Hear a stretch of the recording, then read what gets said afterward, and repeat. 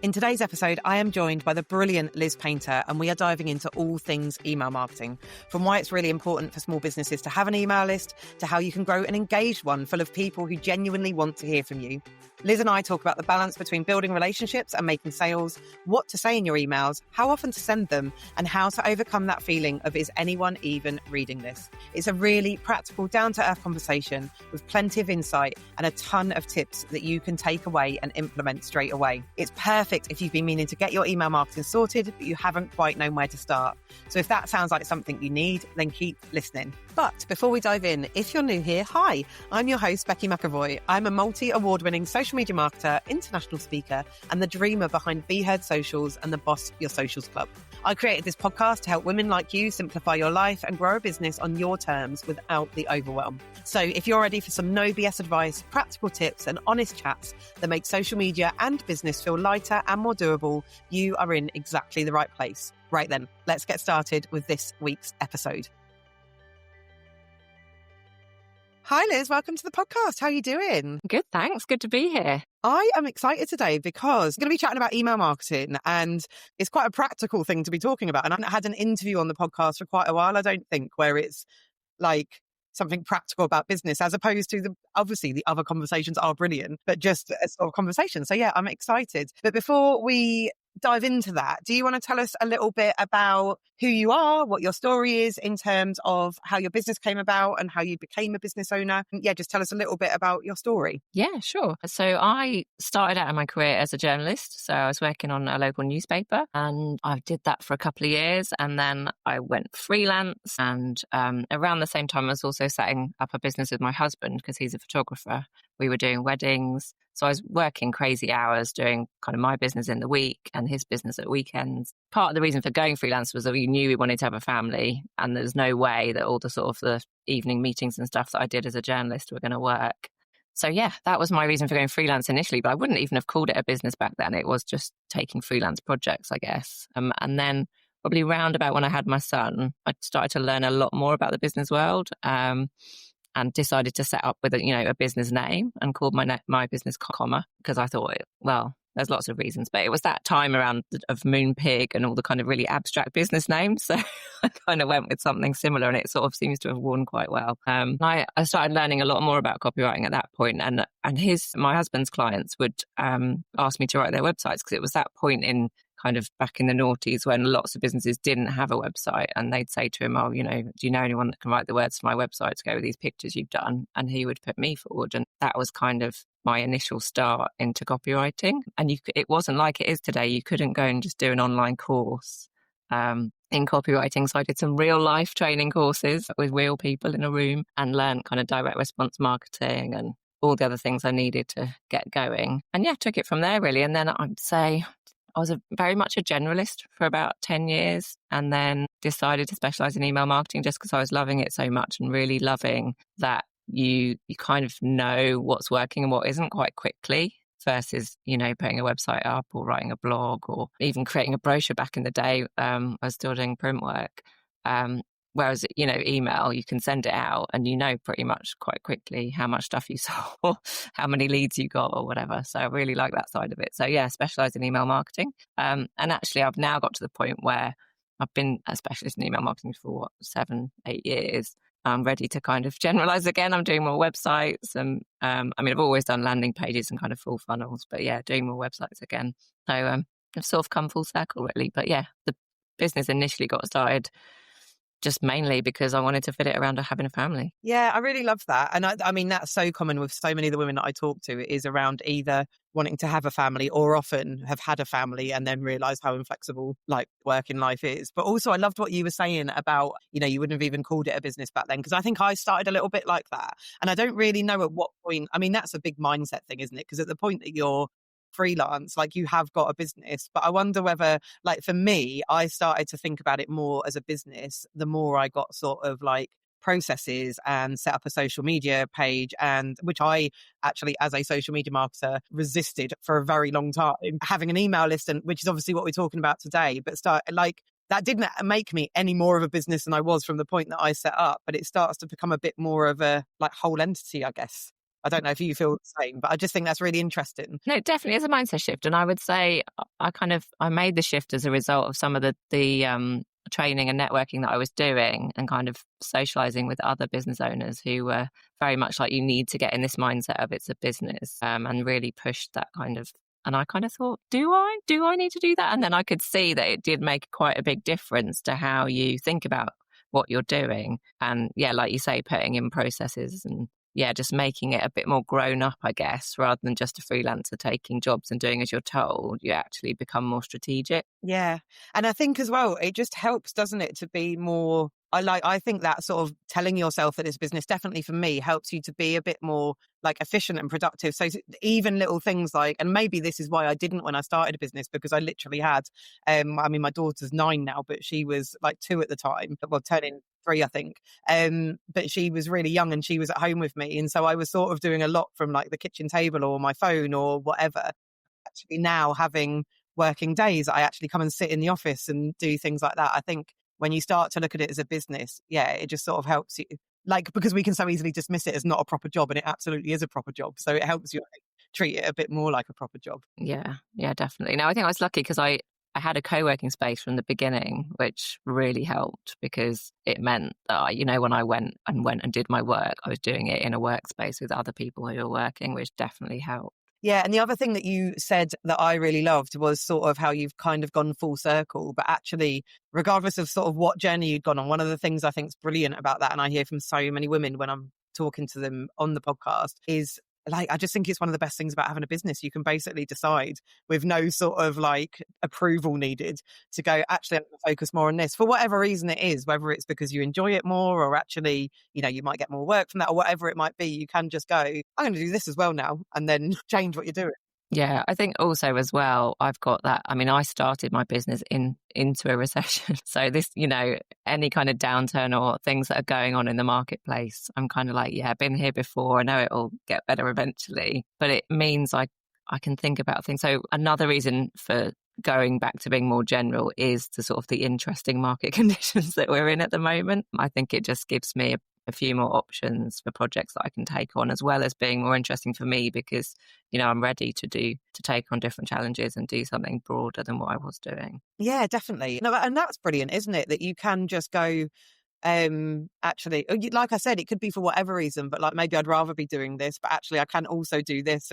It just gives you whilst I think sometimes, especially like you said, and I like the way that was worded, like the interesting things that we're in at the moment. But actually you can sort of go, okay, this is rubbish, but I can actually like do something about it. And I think often we can feel that we're sort of, I don't know, sort of trapped or like things are really difficult. But actually in times like that, we have got a lot of freedom to go, right, actually, I've got this wealth of skills, like for you, from your career as a journalist, from the stuff that you did before. And I can pivot a little bit and maybe come back and do whatever. We can just try so many different things. Yeah. Yeah. And I think it's having the confidence to do what's right for you as well, because if you listen to all the messages out there on social, particularly, it's all this, oh no, you must niche, you must, do this, you must do that. And then there's all the people shouting, no, it's fine to be a generalist. And, that quote that is always misquoted, I can't remember off the top of my head, but the one, jack of all trades, master of none. And it's, I think the full quote is basically saying it's good to be a generalist rather than it's good to niche down. Yeah, it's you've got to be really. It's helpful when I think you've got that experience and you've been in business a while, and you can go, do you know what? I'm not going to listen to anyone else. This is what's right for my business and my clients. But it takes a while to get there. Yes, 100%. But once you get there, it's such a powerful, it's quite liberating, I think, to feel like. And I feel like email marketing is one of those things that everyone has an opinion on, different people are experts on and tell you different things about it. For you, why is email marketing important, especially for small business owners that are doing all of the things? Like, why is it an important thing to do and have in your business? Yeah, I mean, I think it's going to be different.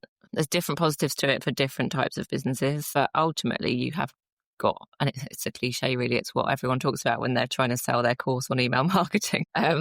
You own this data, it's your list, it's your people that have found you and signed up to hear from you. They've chosen to be there. And as long as you're backing it up regularly from your CRM or your email platform, you own that information. it's a bit less volatile than social media. LinkedIn is, I know you're more on Instagram, but LinkedIn is really strange at the moment. Sometimes you'll get almost no reach at all on a post. And sometimes, I had one last week that went to, I think, 11,000, which I was like, well, that's a bit unusual for me. 11,000 impressions don't normally get, things going that high very often. It's so up and down and you can't really predict it. Whereas your email, obviously there's some deliverability challenges, but generally you can predict that it will get through to a certain proportion of your list and that a certain proportion will open it. And then obviously, or not obviously, but I don't know if people know, but you can't actually use the open rate statistics anymore. They're a bit of guesswork now rather than being accurate. But you can tell from the number of people that click generally how many people are seeing your emails. And obviously, if you get replies, you can tell from that. So it's just a bit more reliable than social media at the moment. Obviously, that could change, but at the moment it is. So yeah, and you're having that conversation with someone in their inbox, and if you get a reply from that, that's so powerful. You can actually have a one-to-one conversation with someone, not on a public platform, but in a private space where they can tell you all sorts about their business challenges or whatever it is that you do that you can help them with. They can respond to any questions you ask in your email, that kind of things.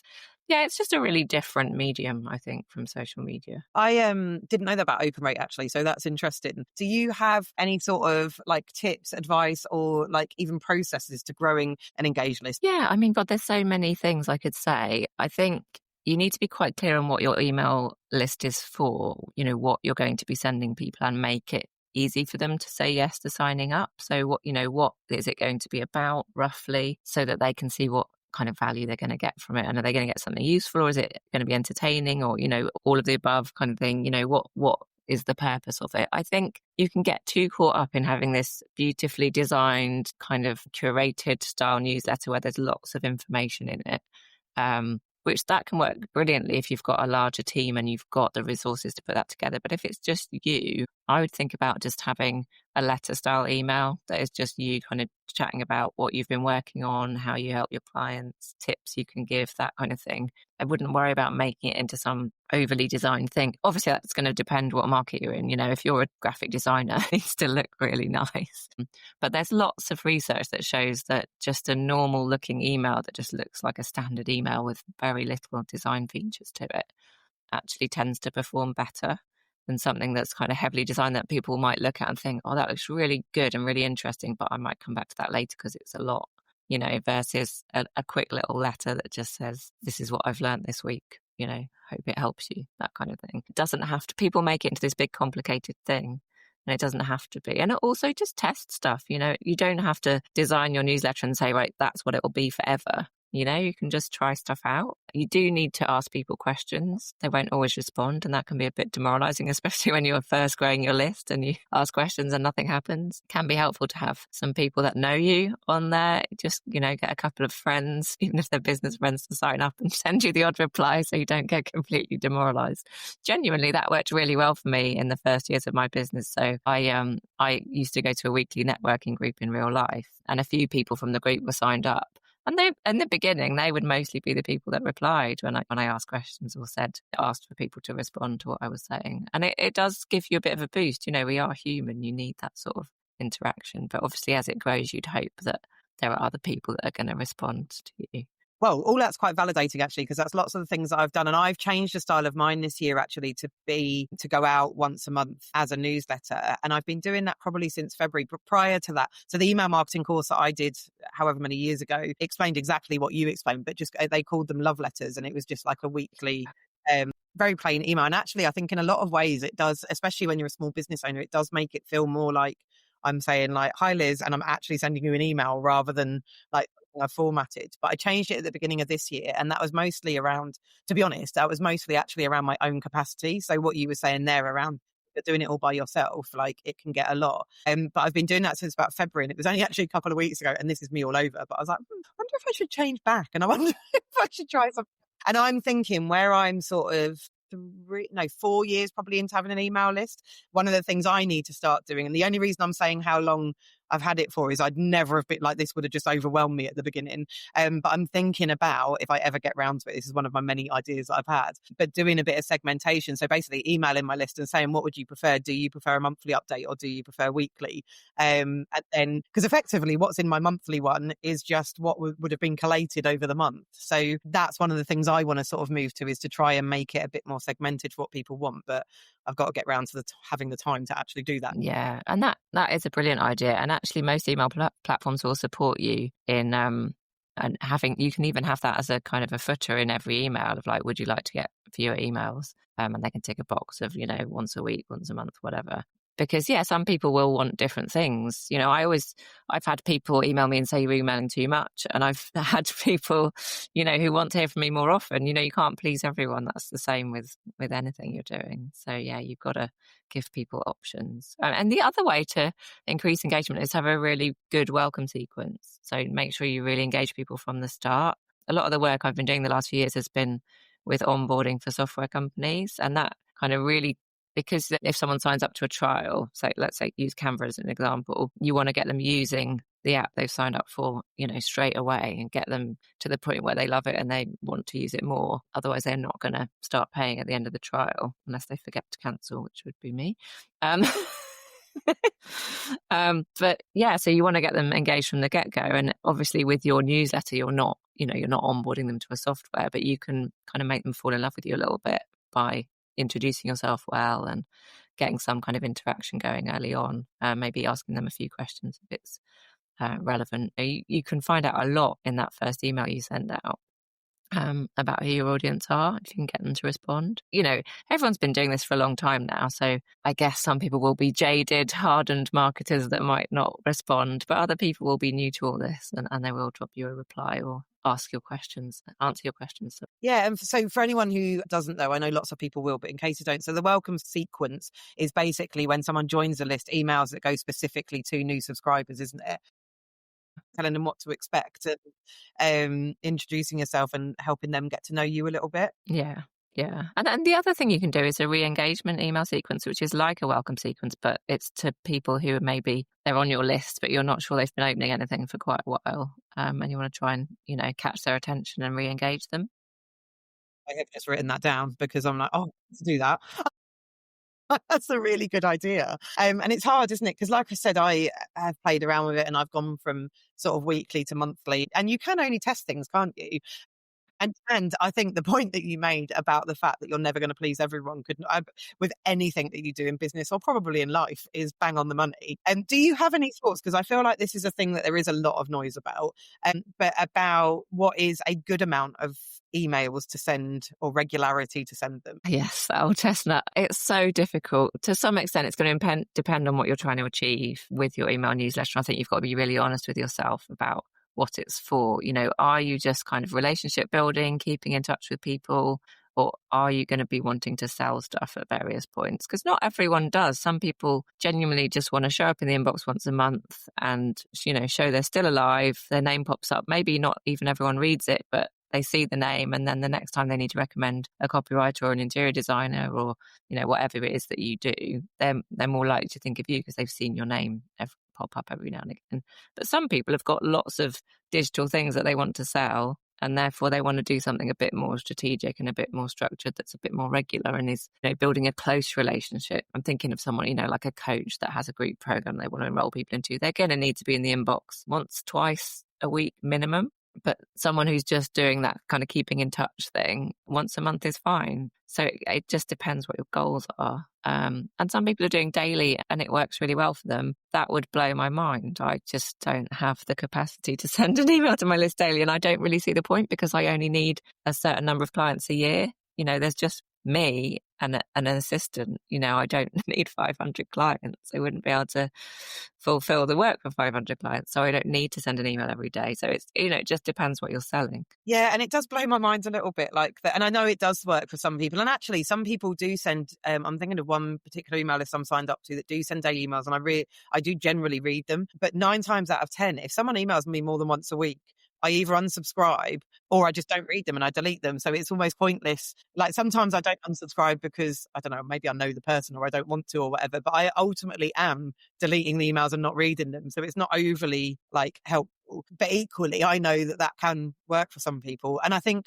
I liked what you were saying about it depends what your goal is, because I talk a lot about this on social media, like the same for social media marketing with what your goal is. And actually, I think like when I changed mine to monthly at the beginning of the year, I still wanted them to be valuable, but my main goal was to reduce the amount of time I was spending putting emails together. And I knew it was probably going to take a bit of a hit on how engaged and the audience were and things like that. But my goal was, don't just stop emailing because you've been doing this for like 3 years now, but give yourself a break a bit. So actually, I think sometimes your goal can just be, actually, I'm just going to be present and visible and I'm not going to be forgotten. But I know that it's probably not going to be enormous. It's managing your expectations, isn't it? Of what engagement you're going to get and conversions, things like that. And I think as well, I would be open about this and say that I would have answered this question differently a few years ago, because I would have said to people, I know I have said to people, once a month isn't enough. You won't get the impact you need from once a month. It's pointless. But now, I think like a lot of business owners, I've dabbled with burnout, and I know that you have to be realistic about what you can actually do. And it's not realistic for everyone to do once a week. So yeah, my opinion on that has changed over time. Well, I think especially when you're a small business owner and you're doing it predominantly by yourself, because even if you've got so I have a virtual assistant, but actually what she helps me in and what her skills are in isn't she can't really help me with any of the writing or the creating of the emails. I think that kind of advice is great if you've got more than one person in a business, or you've got a team, or you're, whatever, and it's a priority for you. But I think ultimately any advice like that, when you're a small business owner with potentially a virtual assistant, if that, it's just not helpful, because actually you've got so many other things to do. And I say the same thing about social media marketing. People will tell you that you've got to engage for several hundred hours every month to get. And equally, I say that you've got to be realistic if you're doing, the minimal amount of what you've got to be realistic, manage expectations on what your engagement's going to be. It's not going to go through the roof, but actually it can do what you need it to do in less time. So I love that as advice. And I think sometimes, that's, it's learning over time, isn't it? And it's learning sort of who to listen to and not listen to. And like you said earlier about just getting really confident in yourself to go, this is what's best for me actually. And this is what my goal is. And there has to be balance. And I think I would always say to people, it's nice to have that monthly newsletter that goes out and isn't really salesy, but you still can have some sales messages. You can say, it doesn't have to be direct to the person. It can be, do you know anyone that needs my service? Can you recommend me?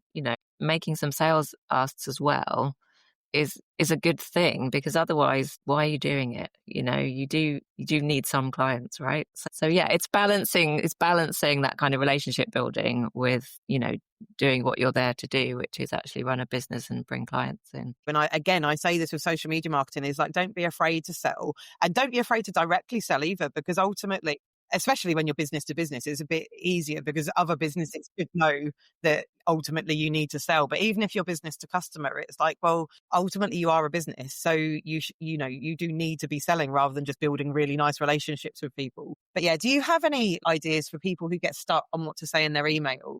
What's some sort of, I don't know, go-to content or good content ideas? Yeah. I mean, questions that your clients ask a lot, or that potential clients ask a lot. I went through a phase where I go to a networking event. This must have been pre-COVID, I guess. And as soon as someone found out I was in email marketing, they'd have all these questions, often about stuff that wasn't even to do with what I did. I've got this list that I bought and it's 3 years old. Should I use it? And I'd be like, no, definitely not.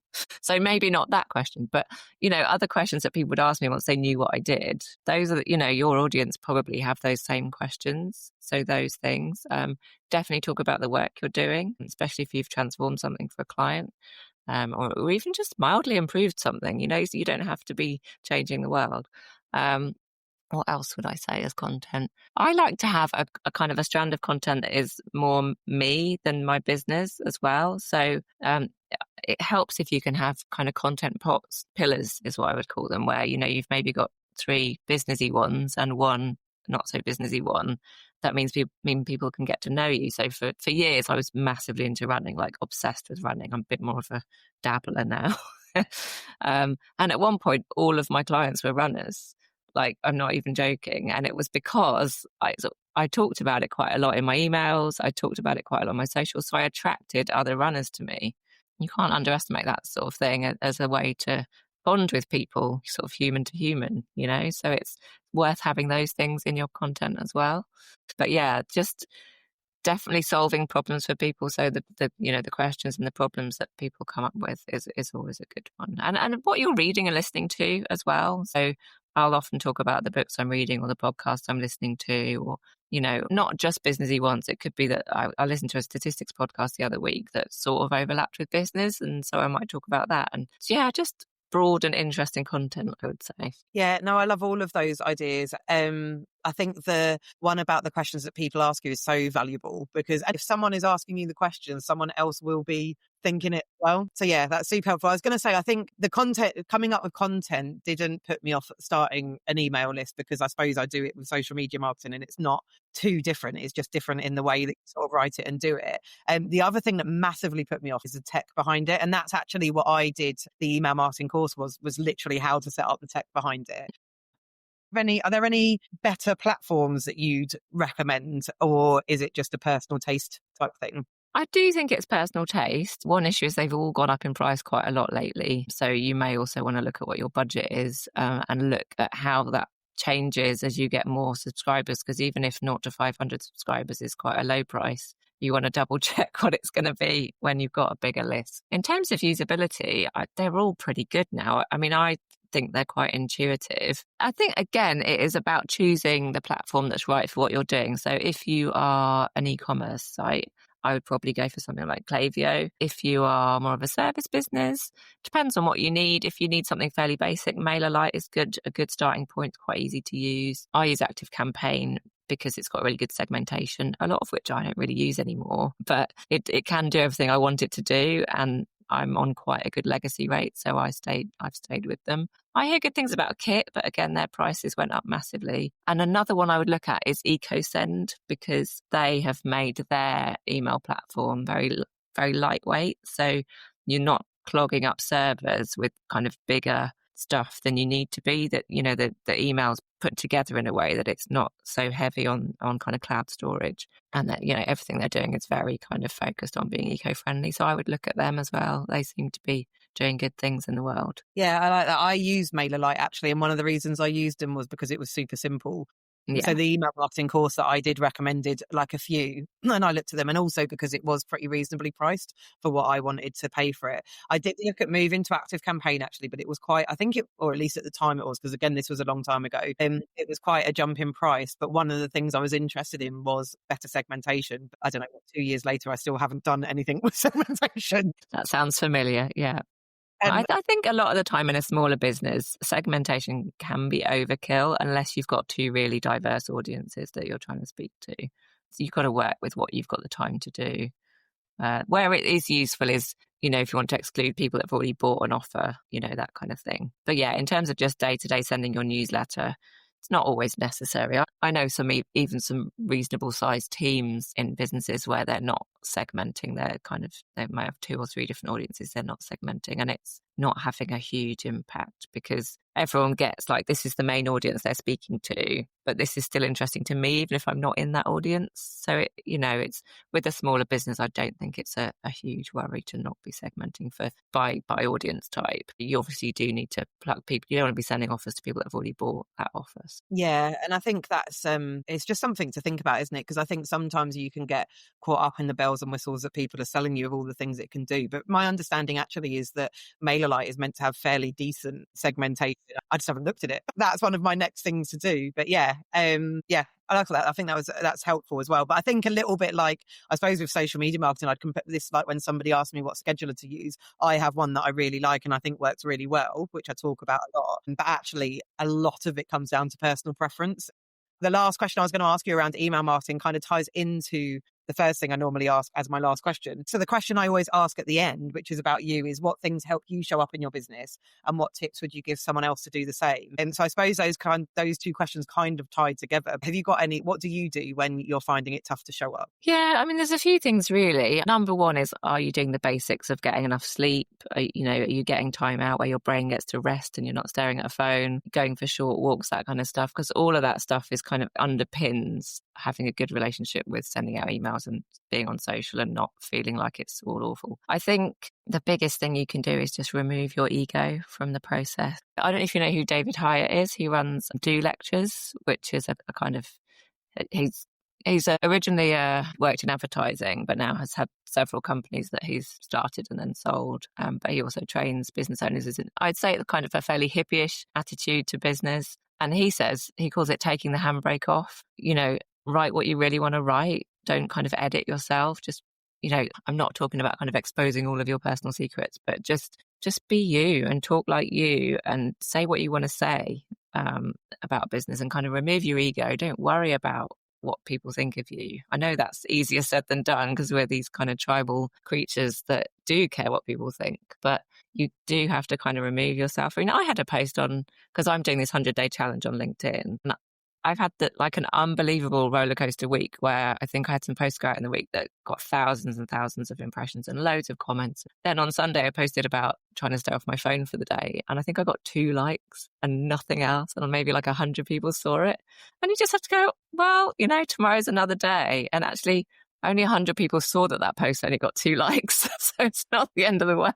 So yeah, it's just definitely remove your ego from the process and just don't expect to be perfect from the word go. I think a lot of people think, well, I'll hone my voice and I'll make sure it's exactly how I want it to be. And then I'll start posting or then I'll start sending the emails.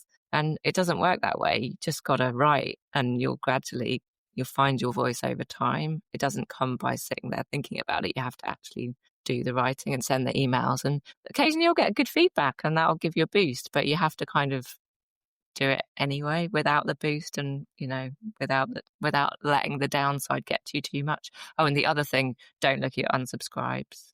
Don't, if it's going to bother you, don't look at them. I actually ended up taking off the MailerLite dashboard, being able to see how many subscribers I had, because I wouldn't necessarily look at the unsubscribed, but whenever I signed on, obviously you saw the total number of people on it, and I am at the size of my email list where I can see if it's gone up or down, even by one person. And yeah, you can actually remove that from the dashboard. Yeah. Yeah. I mean, obviously you want to know if you've sent an email and a load of people unsubscribe, you want to know what that email was. I'm not saying don't analyze what you're doing, but yeah, if you're going to be like, oh, why is Mary unsubscribed? don't also, look. You don't need to check every time you log on, do you? So I have, I track my analytics on certain things once a month. And one of those is my email subscribes and unsubscribes and whatever, because you want to know what's working and not working and looking at stuff.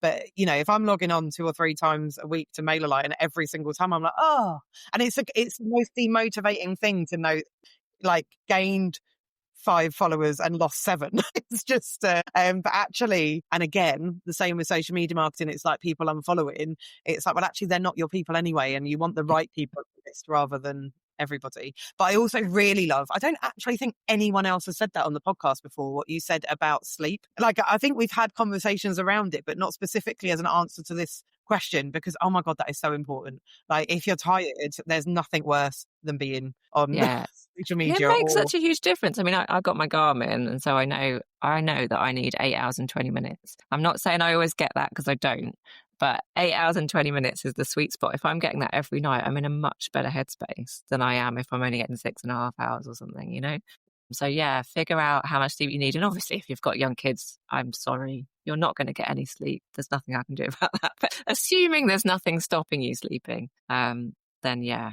But also, if you are getting less sleep, and it's completely out of your control because you've got young kids or whatever it might be, actually, then it's about being kinder to yourself, isn't it? And, when you're feeling really rubbish, don't go and check how many people are still on your list or things like that. Or don't go and write that email when you're in a headspace where you've only had 4 hours sleep or whatever. Do it when it's a good time for you, which I guess leads me on to my final question. But is there any advice that you would go back and give yourself in the early days of running your business? Yeah, loads. Charge more. It would definitely be some early advice I'd give myself.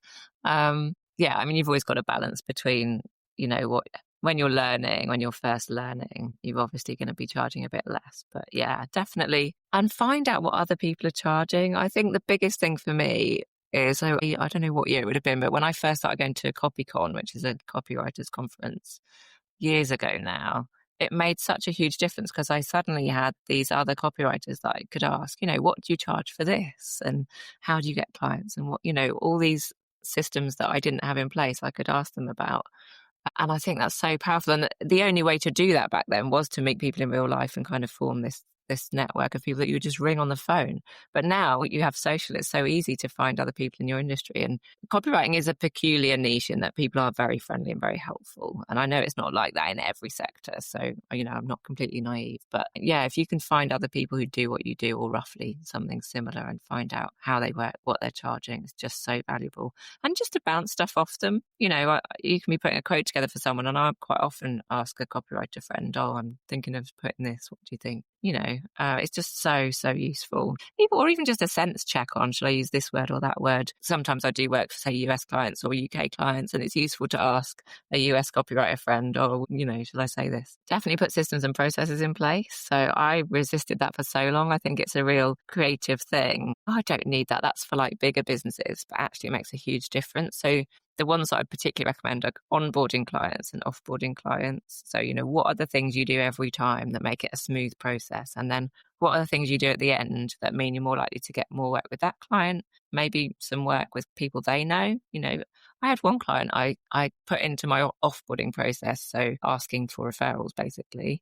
I had one client send me 10 people that she thought could benefit from working with me. So yes, people can be really generous at that point when you've just done a great project for them. And yeah, just a kind of a base level of what are you going to do each day or each week to get more clients? Because it's so easy when you're busy, isn't it, to forget to kind of put yourself out there and do the work that brings in the clients. And then suddenly this feast comes to an end and you're in famine scenario. And you think, it's my own fault because I haven't done all the things I'm supposed to be doing to get clients. Well, that's a perfect sort of point on email marketing, isn't it? And so, again, I say this with social media marketing, but even if you're at capacity, you need to be sort of visible, because if you lose all of your clients, God forbid, and that doesn't happen regularly, that you just lose everyone, but you suddenly need to find somebody, it's much easier to go out to a warmer audience and just go out with an email going, I've got spaces. So yeah, I love that. Amazing. Thank you. Because there's been so much valuable and practical stuff in there as well, which I really like, because I think there's some really simple tips in there that people can go away and implement straight away, and some longer term stuff as well, which is what I'm all about. So that is amazing. Finally, Liz, where can people find you? So I'm on LinkedIn every day at the moment. As I said, I'm doing a 100-day challenge, which runs up till Christmas. So yeah, Liz Painter on LinkedIn. And I am on Instagram, although I'm not currently using it because there's only so many hours in the day. And I am at copy on Instagram. Amazing. Well, I will link to all of that in the show notes so that people can come connect with you and find you. And yeah, just thank you so much for your time, because like I said, I think I found it really helpful, and I wrote down a couple of things like that re-engagement sequence I've written down, and a couple of other things. I'm like, yeah, I'm going to go and do that. So if you have been listening to this and you have taken, I don't know, like a light bulb moment or something that you have heard and you're like, yeah, I need to do that, come and let either me or Liz know, because it's always really lovely to hear that people have listened and taken stuff away from it. But yeah, thank you so much for your time, Liz. Brilliant. Thank you for having me. Thank you so much for tuning in. I am really grateful you chose to spend your time here. Before you go, if you love this podcast and you're a woman running a small business who wants to make social media easier and business life less lonely, I've got something for you. The Boss Your Socials Club is here to bring you inspiration, accountability, confidence, and community. It's a place where we ban the word should, because we believe in bespoke advice that will work for you, your stage of life, and your business. You'll get a monthly content plan, ready-to-use templates, accountability and action sessions, a private member podcast, expert support, and a brilliant community of women who get it. It's like having a mini social media expert in your pocket, so you can show up with confidence without the overwhelm. Membership starts at just £24 a month, and there's a pro tier if you want even more support. Thank you again for listening, and I will see you next time.